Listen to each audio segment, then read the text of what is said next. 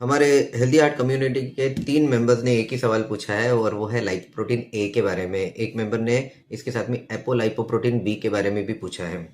तो आप सबकी जानकारी के लिए मैं बताना चाहूँगा कि ये जो ब्लड टेस्ट है, जैसे कि लाइपोप्रोटीन ए हो गया, एपोलाइपोप्रोटीन बी हो गया है, ये भी कोलेस्ट्रॉल या एलडीएल कोलेस्ट्रॉल इनकी तरह ही एक कार्डियक रिस्क मार्कर है। मतलब ये अगर बढ़े हुए हैं आपके ब्लड में तो आपका जो हार्ट की नस में ब्लॉकेज बनने का जो रिस्क है वो डेफिनेटली बढ़ जाता है। अब आते हैं कि इन जनरल या आज की तारीख में इनका क्या इम्पोर्टेंस है।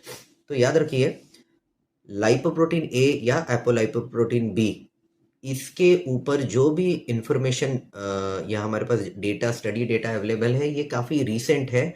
और आज के तारीख में भी जितना हमारे पास रोबस्ट या स्ट्रॉन्ग डेटा एलडीएल कोलेस्ट्रॉल यानी कि जिसे हम बैड कोलेस्ट्रॉल बोलते हैं उसके बारे में है, उसके मुकाबले ये लाइपोप्रोटीन ए और एपोलाइपोप्रोटीन बी के लिए साइंटिफिक एविडेंस जो है कि इसकी वजह से हार्ट अटैक होता है या इसको कम करने से हार्ट अटैक कंट्रोल आएगा, इस काफ़ी कम एविडेंस है। और इसीलिए डॉक्टर्स भी यानी कि हम भी जब भी किसी का लाइपोप्रोटीन ए बढ़ा हुआ रहता है या लाइपोप्रोटीन बी बढ़ा हुआ रहता है, तो ऐसे सिचुएशन में भी हमारा प्राइमरी फोकस होता है कि आपका जो एलडीएल कोलेस्ट्रॉल या जो बैड कोलेस्ट्रॉल है उसको जितना कम करे उतना बेटर।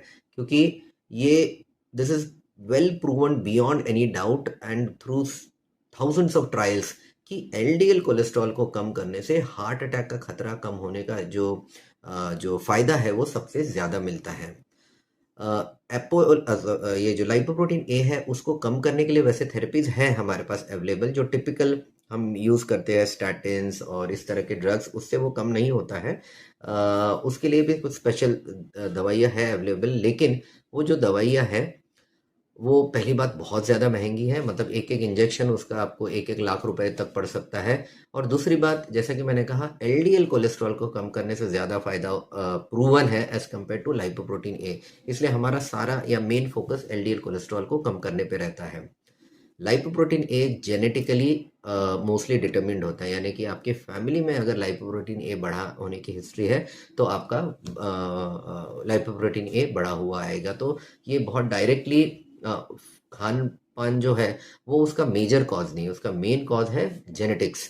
तो अगर जेनेटिकली आप प्रीडिस्पोज्ड है तो ये आपका बढ़ा हुआ रहेगा, लेकिन अगर ये बढ़ा हुआ है तो भी प्राइमरी फोकस आपके इसमें रहेगा कि जो आपका एलडीएल कोलेस्ट्रॉल है उसको, जो नॉर्मल लेवल होता है ना, उससे भी काफ़ी ज़्यादा कम रखने की हम कोशिश करते हैं ताकि आपका हार्ट का जो रिस्क है वो कम हो सके।